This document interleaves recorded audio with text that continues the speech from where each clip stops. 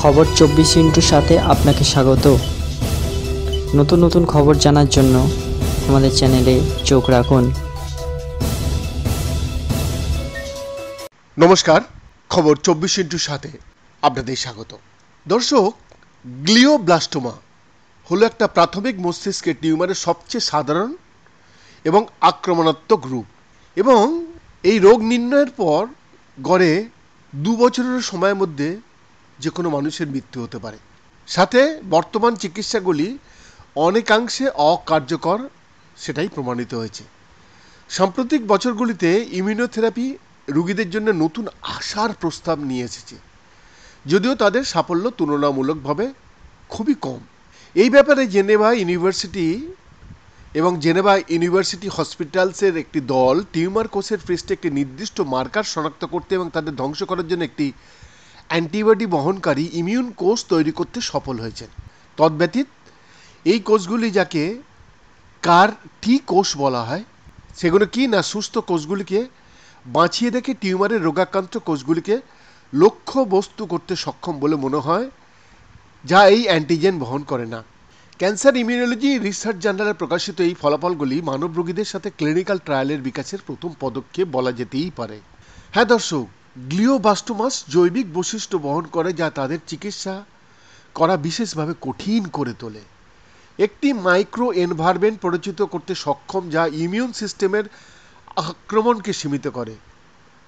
তারা মানক চিকিৎসা থেকে পালিয়ে যায় এবং দ্রুত আবার রিল্যাক্স বা পুনরাবৃত্তি করে। ডেনিস মিলকিওরেনি, ইউএনআইজিই ফ্যাকাল্টি অফ মেডিসিনের সহকারী অধ্যাপক, ব্রেন টিউমার ইমিউনোলজিতে আইএসআরইসি ফাউন্ডেশনের চেয়ারের ধারক, অঙ্কো হেমাটোলজি ট্রান্সলেশন রিসার্চ সেন্টারের সদস্য এবং হাগের দায়িত্ব থাকা চিকিৎসক নিউরো অঙ্কোলজি ইউনিট, কার টি কোষের বিশেষজ্ঞ, কাইমেরিক অ্যান্টিজেন রিসেপ্টর টি কোষের জন্য বলা হয়।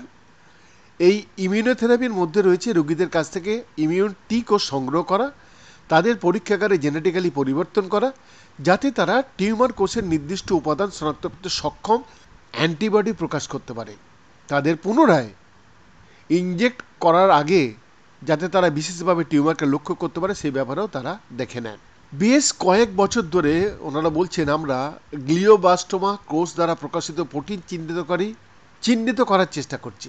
ডেনিস মিলকিওরেনি এটা কথা বলছেন। এই মার্কারগুলির মধ্যে একটি PTPRZ1 বিশেষভাবে গুরুত্বপূর্ণ প্রমাণিত হয়েছে।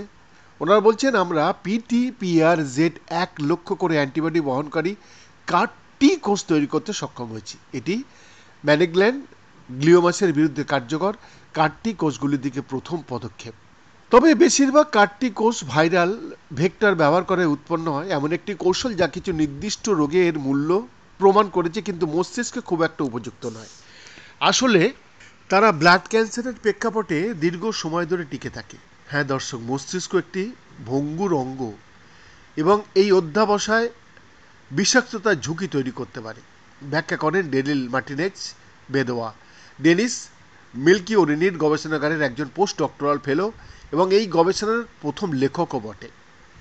তাই দর্শক, বিজ্ঞানীরা টি কোষে কাঙ্ক্ষিত অ্যান্টিবডির জন্য মেসেঞ্জার আরএনএ এনকোডিং চালু করেছে। সেই ব্যাপারে সেলুলার যন্ত্রপাতি তখন রিসেপ্টর তৈরি করার জন্য, সঠিক প্রোটিন তৈরি করার জন্য দায়ী, যা টি কোষের পৃষ্ঠে সংকলিত হবে এবং টিউমার লক্ষ্য চিনবে। এই কৌশলটির অনেকগুলো সুবিধা রয়েছে, যেমন কার টিএস একটি নমনীয় প্ল্যাটফর্ম অফার করে যা টিউমারের নির্দিষ্টতা এবং বিবর্তন অনুসারে একাধিক অভিযোজনের অনুমতি দেয়। ডেনিল মার্টিনেজ বেদোয়া এটা ব্যাখ্যা করছেন। বৈদ্যনাথ দাসের রিপোর্ট, খবর 24।